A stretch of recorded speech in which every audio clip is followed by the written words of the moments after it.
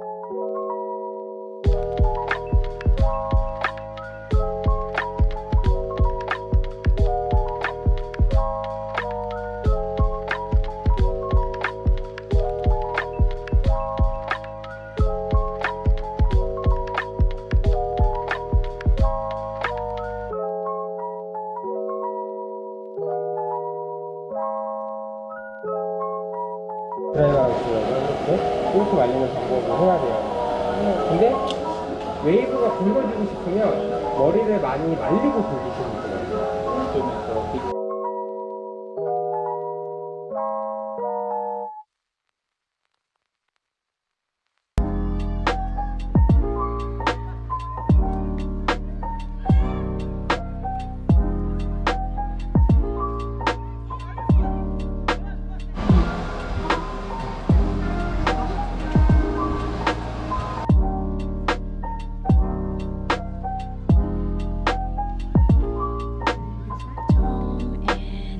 Is how my hair looks like. The total time it took was around 2 hours, and what I spent on my hair was around 85,000원. And I'm kinda satisfied with the results.